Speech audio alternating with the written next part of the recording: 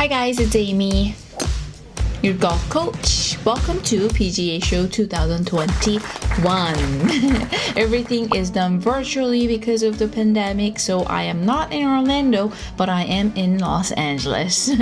Okay, so I browsed through a lot of it on the web and I wanted to do like top 10 items that I really liked. I mean, there really no any particular orders here, but I'll start with the ones that I really want to talk about. So let's just jump right into it. Item number 1 is the driver.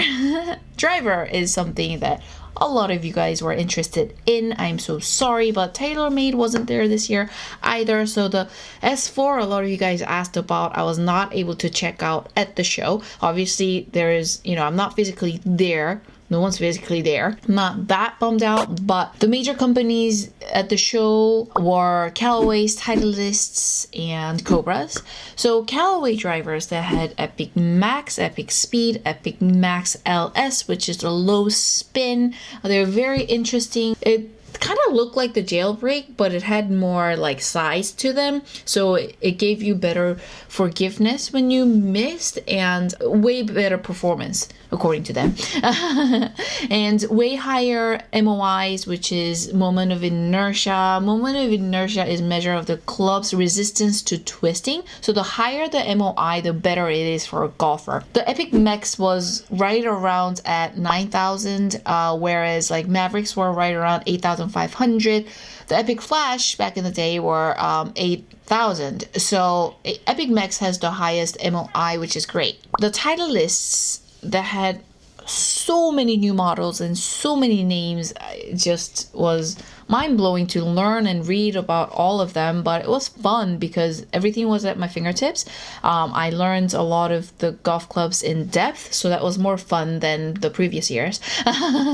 Because when you're browsing around out at the show, you run into people and you get attracted by like flashiness of a booth, and you kind of get sidetracked a lot. But this year was kind of like I picked out the models and clubs I wanted to look at, and it was like boom, boom, boom. Okay, so Titleist drivers, TSI 1, TSI 2, TSI 3, and TSI 4 are the ones that I saw. TSI 1 is the ultra lightweight driver. TSI 2 is pure distance. The CG, center of gravity, was lower on that thing, gave you better launch. TSI 3, dynamic distance, you're able to adjust the weighting on that. And then TSI 4 was low spin, maximum distance kind of thing. And if I had to pick one out of these 4, I would definitely want to try the TSI 1 and 4 because the ultra lightweight is what I like with my drivers, and also because I don't get that much run on my drivers. I would love to try out the low spin and see if it helps any. The one with the lower CG,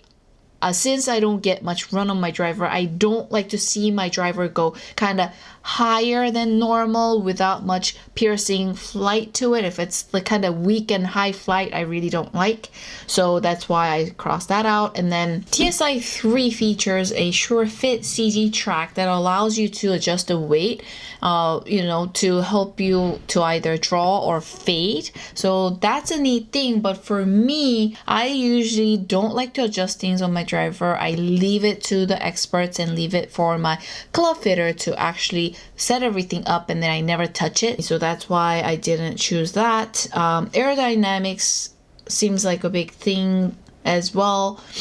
Gives you better speed, less resistance. Titleists are really good looking clubs. They're like a player's club. I do love them. If I had to pick one out of 4, TaylorMade's, Pings, Callaways, and Titleists, I would definitely hands down go with Callaways and Titleists. Somehow throughout my whole career, the Pings, I felt like they kind of have weaker, higher flight, which I don't personally like. TaylorMade's, I never really liked their sound or how it feels and how the ball comes off the face. The recent ones I tried are starting to feel good, but still not my most favorite. Titleist ones, they look beautiful and they perform great. Callaways, I've actually throughout my whole entire career, I've worked with both Titleist and Callaways.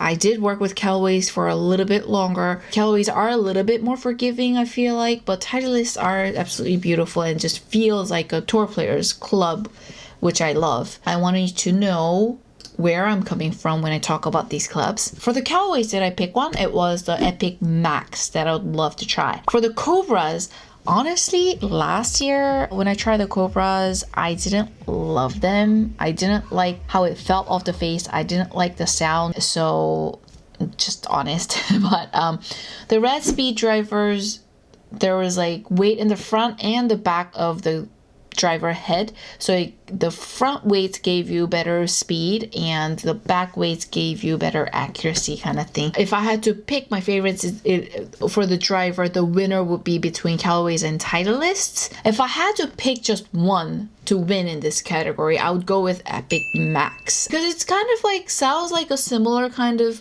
concept to the Majesty Golf spiderweb design I have on my driver, because when I miss it on my driver, the misses still go the same length as if I hit it off the sweet spot, and it still goes very straight. So I was very blown away by that technology. I want to really feel what this face does too. It's like the jailbreak kind of design, but it has more sides to it, so it kind of, you know, gives you better accuracy as well as a better flight. So I'm very curious to find out. Now, item number 2 is the irons. The irons, we have the same 3 companies. We have Callaways, Titleist, and Cobras. There's so many models, guys. Oh my gosh. I couldn't believe it. So for the Callaways, they are the #1 irons in golf. No, but they do make great irons. They're really good looking and performs great. Very forgiving. I love them. Apex 21 Pros, Apex 21s, Apex MBs, Apex DCBs, and then there was X-Forge CBs. But let's talk about the Apex. Apex 21 Pros are, you know, have the least amount of offset to them. They're obviously what the pros play the most. They're actually absolutely beautiful. I was very impressed. So it really kind of goes, Apex 21 Pros have the smallest kind of compact head, thinner looking when you're looking down at it, and then Apex 21s are a little bit thicker than that, but not so thick. Apex DCBs are the thicker ones, so we would suggest for handicaps anywhere from 12 and up to use the DCBs, a lot more forgiving. Apex 21s are really for golfers in the handicap range of 5 to 15 ish, and then Apex 21 Pros are for more advanced golfers. So if I had to pick one, I would go with Apex 21 Pros because it has less offset and the club head looks prettier. They do have the ladies sets here. Out of the 3 companies, if I had to pick for the ladies, I always point to the Callaway sets. They're just well balanced. Most of my students have great success with the Callaway's lady sets versus any other brands. Really nice balance, so it doesn't feel super heavy in your hands. If it doesn't feel heavy, then now you are able to relax your hands a little bit more from the setup and throughout the whole entire swing. So that really helps. A lot of the other companies tend to put like a really light shaft on a heavy head, so it makes you feel like the club is heavy even though it's really not. Okay, Titleist T series. There is T100s, T100S, T200, T300, T400. And so you can say that T100 is more like the Tour Players Club and gradually goes up to T400, which is the chunkiest and more forgiving kind of irons. These are beautiful as well, but I'll say T200 were really pretty. T100s were like Tour Players look, less offset, and then the interesting with the T100S is that it's the stronger loft, so 2 degrees stronger than T100s, so that was really cool. My Majesty Conquest Blacks are stronger in lofts as well, and I'm enjoying them thoroughly. So, and then T200 is more forgiving, and as I mentioned, looked really pretty. If I had to pick one, I would definitely go with the T100S, since I am really thoroughly enjoying my stronger loft irons with the Majesties. Nowadays, with the stronger lofts, you know, it doesn't just make a 7 iron into like a 6 iron or something. meaning it performs still like a 7 iron. It still launches high like a 7, and it still spins pretty nice, even though it's 2 degrees stronger. It just goes a little bit farther, that's all. So that's why I'm really enjoying my clubs. It could be just my Majesty's. I would love to try the T100S to compare, see which one is a better performance wise. If you're watching, Titleist. Cobra's red speed irons are 1-length set. I would love to try the 1-length set. I have not yet. So 1-length set means that every iron in your bag are same lengths, like 8 iron or 5 iron, and there are same lengths. So usually with the longer clubs like a 5 iron, you'd have to stand a little farther away, a little bit taller, adjust to the length of the club. But now you no longer have to do that, so there's one less thing to worry about. So distance from the ball and the setup angles are consistent with whatever iron you have in your hand, so it gives you that consistency. I would love to try it so I can experience and really give you feedback on how they are like and how they perform. The King series, King Forge Tech, King MB, which is the muscle back, and King Taurus, they're all very classical looking, very pretty looking design clubs. I was very impressed. These are also 1-length set. If I had to pick one out of these, red speed is more like the cavity back kind of thing. So I would go with the King Forge Tech. I would love to try it out. Made an oopsies there. I thought Rickie Fowler uses the Cobra Forge Tech, but apparently he uses these beautiful copper finish RF proto irons. Would love to try these out. And the copper finish looks absolutely beautiful. Okay, out of these 3 companies, if I had to pick an iron, man, that's a tough one. I'm still not 100% sure with the Cobra irons. I know I have to give the irons a really good go at it before I can speak my mind, because I think I only hit like a 7 iron last year at the show, so that's not a fair go. I'd have to go with the Apex 21 Pros. Less offset is what I like. My misses tend to be draws, so if there's a lot of offset on my clubs, I tend to miss and hit some hooks. I don't like that. Callaway wins again, followed by the driver win.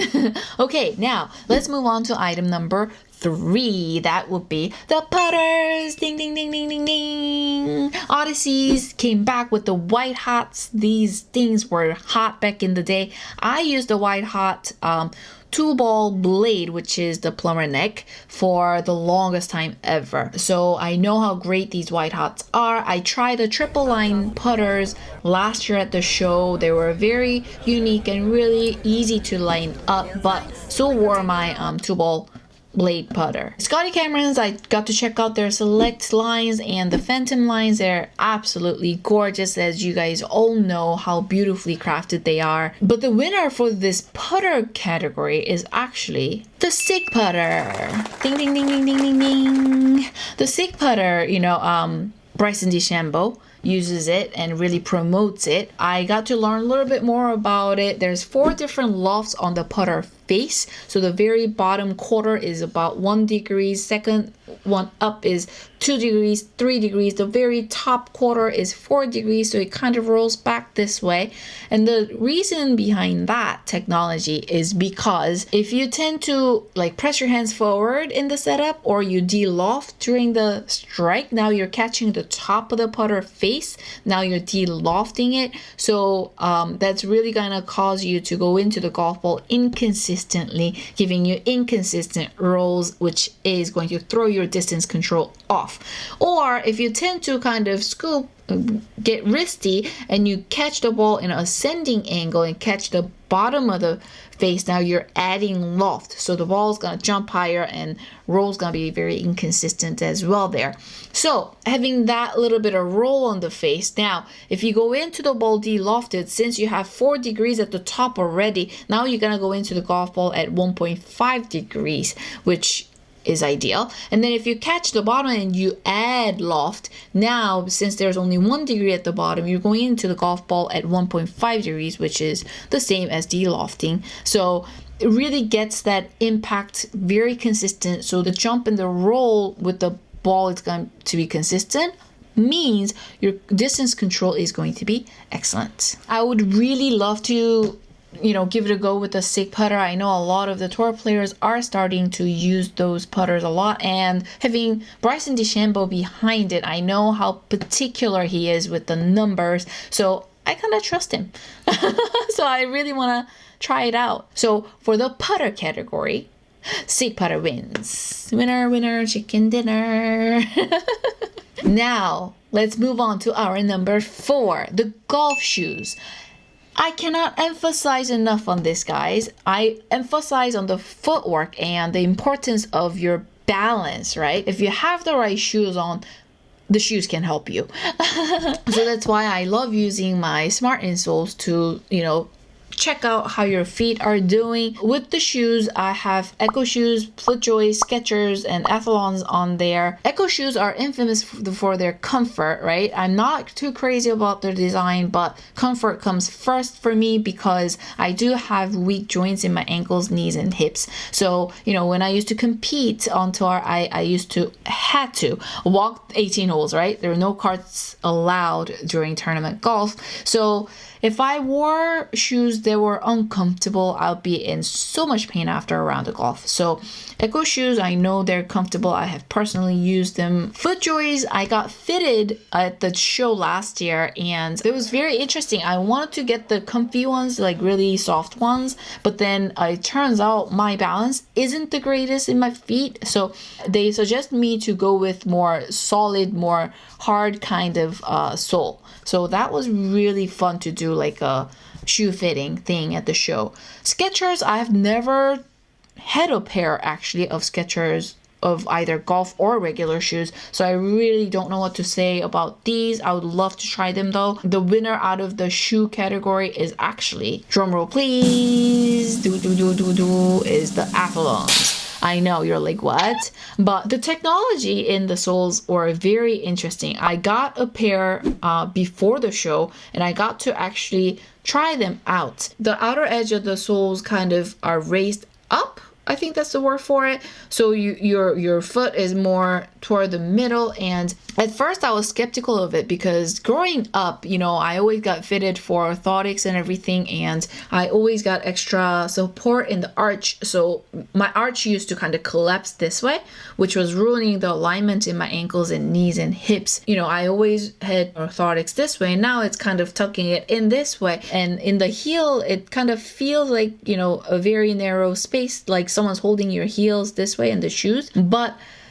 it gave so much support. My swing felt so stable, and I couldn't believe it. So I thought these shoes kind of gave me a wow, and hands down the winner in this shoes category, which is pretty amazing because Echoes and FootJoys are amazing golf shoes. Okay, golf balls. Pro V1s and Bridgestones are the two companies I have put in this category. Pro V1s, you cannot beat Pro V1s, but they have actually come up with the better version of it this year, which is pretty amazing. They're the best golf balls, and they keep improving. I would love to find out what the slightest difference is. As a lot of you guys know, Pro V1s versus Pro V1X is that the X goes a little bit higher in height and spins a little bit more, whereas Pro V1s go a little lower and runs out a little bit more. I really wasn't able to feel that big of a difference between the two whenever I go back and forth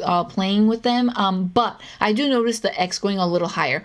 Remember I mentioned my driver doesn't run out as much as I would like, so I am pretty sensitive when it comes to like a high ball flight with no roll, so that's when I noticed X does go a little bit higher. New addition for 2021 is the Pro V1X Left Dash. It's a perfect combination of high flight and low spin for long distance with great greenside control. Bridgestones are amazing golf balls, like Tiger Woods uses them, and I've actually worked with them when I was playing competitively. I used their RX and RXS. I think I ended up using more of the RXS, I believe, but these are amazing golf balls. If I had to pick one out of all these I just mentioned, I would definitely go with the Pro V1s. Pro V1s just are amazing. Okay, so now moving on. Item number 6 is The putting green. I know ever since the COVID-19 pandemics, a lot of my friends and golfers I know have looked into and invested into indoor simulators and putting greens for their backyards. I love looking at putting gadgets. It's one of my favorite things to do at the show every year, because putting does require a lot of practice and it can get very boring. So having all these training aids and really cool mats and all these gadgets to help you spend more time with your putting is the best thing ever. It really is. I checked out 3 companies: PMG, PutView, and Puttist. PMG was very interesting. You can actually install it in the backyard. A very neat looking mini putting green with actual holes and flags in it. Was very cute, affordable. Whereas the PutView was not so affordable. The smallest model I saw were running around 10 grand, but they actually give it like undulation on the greens, and also you have to install a projector, so it actually draws a line for your putts to show you how the ball's gonna move. And I thought it was a great visual training as well, and the quality of the green looked pretty excellent as well. And then Puttist is a little bit different than the first 2. It's just one of those thin putting mats you see inside offices and living rooms, but at the end of the mat there's a little machine there. When the ball hits that part of the mat, now it tells you how fast the ball was going, thus tells you exactly how far the putt went. So that means you can work on your distance control at home. That's hard to do. I wish I was able to actually try it out and see how accurate and how reliable that putting mat was, but I thought that was interesting, so I threw it in there. So if I had to pick a winner for this putting green category, it's a tough one because the different price points on all 3. If I was super rich and famous, I would definitely go with the PutView.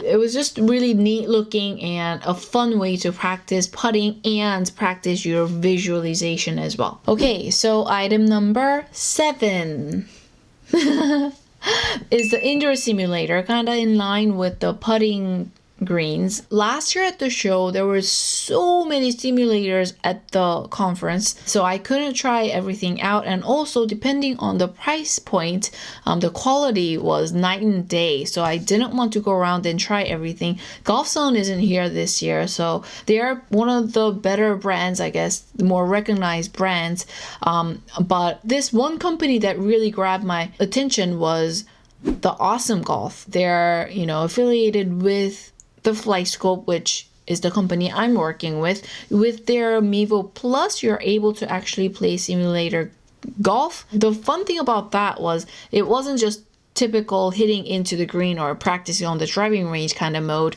but it was more like you'd hit and blow up buildings and windows, and I thought that was really fun. And if you need a little bit of help on getting your kids interested in golf, it's something you can play with your kids like as if it's a video game and get them interested in golf that way. I thought that was pretty neat, and also just to shift your focus from hitting into the greens was another great way to enjoy golfing. So that was the only company I had in that category, so Awesome Golf wins.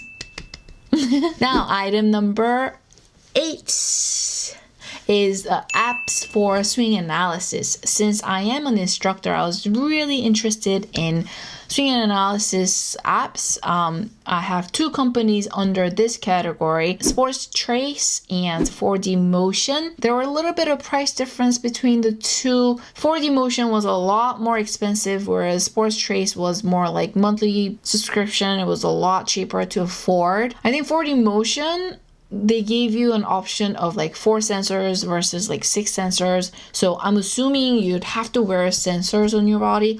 See, this is the downfall. I mean, if I saw them at the booths, I would have tried them out and I would know exactly how they work. What these both do is that when you swing, it shows you angles of every movement throughout the swing. It was super neat. I love analyzing your swings. Sports Trace and 4D Motion, there's price difference. So I'm assuming there will be be performance differences. Well, if they do exactly what they say they would do, it would be amazing. But I would really love to experiment and find out really how accurate they are. They do have to be very accurate. They have to be reliable, and also they have to be easy to use when you're on the driving range. Another thing is that you'd have to understand what the numbers mean. I mean, they do have experts that can help you within the app, I believe, but I'm really picky about picking the right instructors, right? I'm sure there are great instructors, but I didn't pick them to be someone giving me advice, and I don't like experimenting with my swing with someone that I didn't pick. I'm trying to be nice. So that's the only downfall. So you'd have to understand what the numbers mean, and you'd have to kind of know what to do to correct the numbers. Like, for example, let's say your hip angle is off at impact. Doesn't mean you work on the impact hip position. You work on something else, either the backswing or the downswing transition, or even the setup, and it will fix your hip position at impact or footwork, whatever it is. Beyond this technology, how does this app actually help you improve your swing and lower your scoring average? No matter how fantastic the technology is, they have to have like a really good curriculum for you to follow and actually make improvements out on the golf course, right? So that's another thing I'm really curious about. So I'd love to try both out. But if I had to pick one between the two right now, I'll pick Sports Trace, because the sensors, not easy if you have to put on sensors, if that's the case for 4D motion, and also Sports Trace is more affordable. It just looks a little bit easier to work with for me. For this one, Sports Trace wins.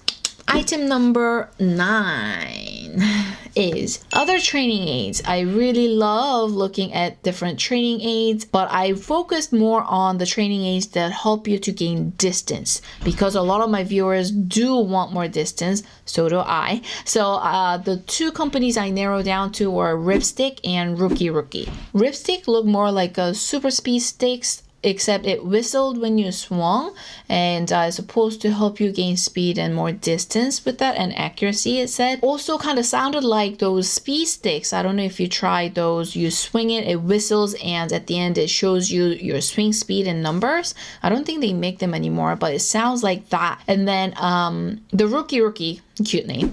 Rookie was kind of had a ball at the end, and the rope kind of roped around, and then you swing it. Both of them help you with distance gain, but if I had to pick one, I would pick Rookie, just because if you guys seen my post-impact lessons, I emphasize on the post-impact position to help you improve your impact position and your club head speed and the release of the club face. And the Rookie, it just looked like it really gets you to get into the post-impact position really nicely. So that's the only reason I picked Rookie. I would love to try both out, actually, to give it a really fair go at it. But I do want to try the Rookie more than the other guy. Okay, the item number 10. Last but not the least, I wanted to cover golf wear, but if you've seen the show before, the golf wear is a huge market. Like at the show, there's no way I can take a look at every single one of them because there's so many. Online as well, there's so many of them. I couldn't take a look at all of them, and I just didn't think it was fair for me to pick companies without looking at everything, right? And also because I work with Castel Bajak, the Korean brand, used to be French. They make excellent quality. I mean, you can wash wear, and the quality of the material is amazing, and the fit is really beautiful. Design is amazing. So I'm kind of spoiled because how great these are. So I really wasn't impressed by any of the golfwear companies I took a look at. So I wanted to leave it out to you guys. If you wanted me to really look into the golfwear, I will put my time into it and give you my honest opinion on certain companies that you want me to take a look at. But I really kind of left this one alone. There is one company, Euphoria Golf, reached out to me, and they actually showed me their dress for the ladies that are watching. It was a white dress with kind of like mesh middle and kind of look like pretty wings in the back. It kind of flap. I think it'll keep you really cool during the summer. I thought that was very interesting. But golf wear, nothing but the best. Okay, so that was the top 10 items I really enjoyed at the golf show of 2021. Virtual golf show, yay, that was great. Before I wrap up, I just really wanted to throw in some pros and cons of having the show online. Pros was it's really nice to be able to look at everything at my fingertips. The meetings were great. It was really quickly done in person, whereas at the convention center I would have to run from one end to the other to make it to the other meeting. And also, you know, I have poor sense of direction, so I used to just kind of like circle around one part of the convention center. I would get really frustrated. So this was a lot easier, really got to save a lot of time and really go into a lot of details on the products. So this was a lot more fun for me. So the whole conference center is about 1 million square feet. That's huge. And before the convention center, the demo day is at the Orange County National Driving Range, the 360-degree setup, and it's huge. Usually it's super windy and super cold. So physically I was very comfortable here, and also during the meetings getting in touch with all these exhibitors usually was really tough because everybody was running into people and really busy. But here it's just everyone's kind of, you know, at their desk, so the messages going back and forth were really fast and really easy. I loved it. The cons: absolutely have to be able to hit golf clubs, putters, irons, drivers, fairway woods, balls, training aids. You know, these apps, I really like seeing them, touching them, hitting, figuring out what I feel, whether I like them or not, are really important for me and everyone else. So that was the biggest downfall, actually. So I really wish next year we'll be back to Orlando. I think it'd be really nice if we have this virtual option, as neat as it was this year, and also be able to actually see things in person and experience. I think they'd be really neat. So that was the show for this year. Let me know which one you like best out of the top 10 I mentioned. If you have any questions, let me know. Thanks for watching. I'll see you in the next one. Mwah.